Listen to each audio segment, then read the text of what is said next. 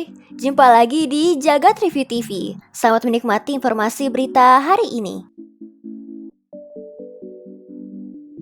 Walau sayangnya tidak diumumkan pada peluncuran iPhone 14 series kemarin, ada prediksi menyebutkan bahwa Apple juga akan menghadirkan kembali iPhone SE generasi keempat di masa mendatang. Rumor terkait produk ini termasuk bahwa perangkat akan punya layar 6,1 inci LCD dan masih akan memiliki notch atau poni pada layarnya. Tidak diketahui apakah notch pada iPhone SE 4 ini akan memiliki fitur kamera True Depth atau Face ID, tapi kemungkinan besar tidak ada, biar harga jualnya bisa ditekan. Selain itu, desainnya akan jauh lebih baru dan lebih mirip seperti desain iPhone XR. Jadi tombol fisik juga tidak ada di generasi baru mendatang. Kira-kira iPhone SE 4 ini akan hadir kapan ya? Biaya produksi iPhone 14 terbaru dilaporkan mengalami peningkatan tajam hingga 20% tertinggi dalam sejarah. Penyumbang terbesar kenaikan tersebut adalah produksi chipset A16 Bionic yang menelan biaya produksi hingga $110 sendiri. Sebagai gambaran, biaya produksi iPhone 14 Pro Max adalah sebesar $501, naik signifikan dari $401 untuk iPhone 13 Pro Max tahun lalu. Untungnya tak semua menggunakan chipset terbaru. iPhone 14 dan iPhone 14 Plus masih memakai chipset A15 Bionic. Dengan begitu, Apple bisa sedikit menyeimbangkan biaya produksi lini iPhone 14. Ya, meskipun kenaikannya masih jadi tertinggi hingga 20%. Namun diyakini Apple bisa saja mengalami penurunan pendapatan, terlebih mereka tak menaikkan harga iPhone terbaru mereka di Amerika Serikat. Mudah-mudahan sih ketika masuk ke Indonesia naiknya nggak terlalu mencekik ya.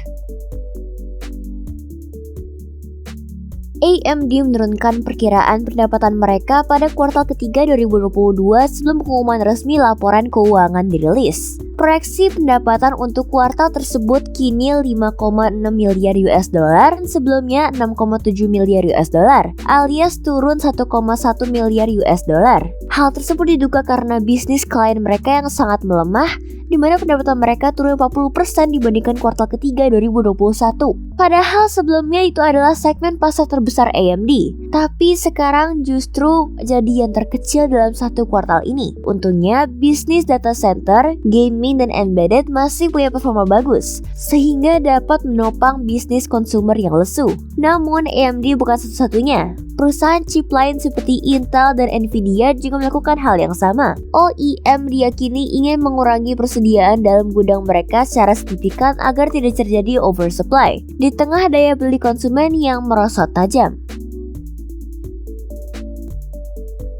Meta resmi mengumumkan kehadiran Quest Pro. Headset VR tersebut membawa peningkatan signifikan dari Quest 2, terutama kemampuan mixed reality alias campuran VR dan AR. Namun, harga yang harus ditebus juga tidaklah murah. Meta Quest Pro dijual dengan harga $1.499 atau sekitar 22 juta rupiah, hampir 4 kali lipat lebih mahal dari Quest 2. Quest Pro kini punya hingga 10 sensor dengan lensa pancake dan teknologi optik baru yang membuat perangkat tersebut punya desain lebih slim 40% dari Quest 2. Chipsetnya menggunakan Qualcomm Snapdragon XR2 Plus dipadukan dengan RAM 12GB dan storage 256GB. Juga sering punya refresh rate layar 90Hz. Quest Pro juga punya pengontrol baru yang disebut Meta Touch Pro. Controller itu punya 3 kamera dan ditenagai Snapdragon 662 di masing-masing controller. Dengan harga yang sangat mahal, kayaknya sih Quest Pro lebih ditargetkan untuk kalangan enterprise ya. Apakah di antara kalian ada yang mau beli?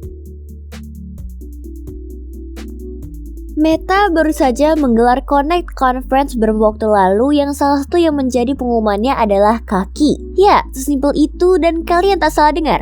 Avatar dalam dunia Horizon World sekarang punya bentuk manusia seutuhnya. Namun sepertinya menambahkan kaki tak sesederhana itu bagi Meta. Fitur yang dikatakan sang CEO Meta, Mark Zuckerberg, paling banyak diminta itu baru akan hadir ke Horizon Worlds pada 2023 mendatang. Seperti diketahui, avatar milik Meta saat ini hanya berbentuk seperti tubuh melayang tanpa kaki. Hal itu pun banyak dijadikan meme oleh warganet. Bahkan oleh perusahaan VR saingan, Pico, yang baru-baru ini mengumumkan proyek dunia virtual mereka bernama Pico Worlds dengan avatar berkaki. Sebuah inovasi yang menarik dari Meta ya, dalam tanda kutip pastinya.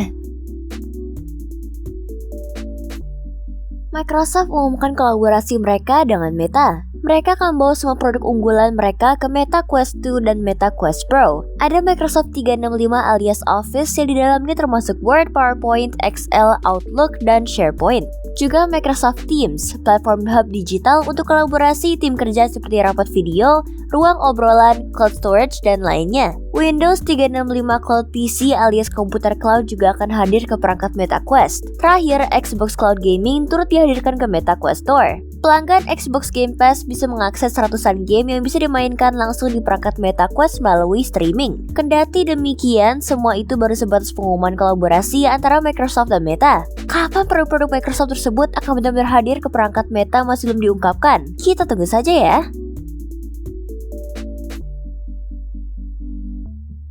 Jadi, gimana menurut kamu berita hari ini? Ingin selalu up to date dengan informasi teknologi terkini?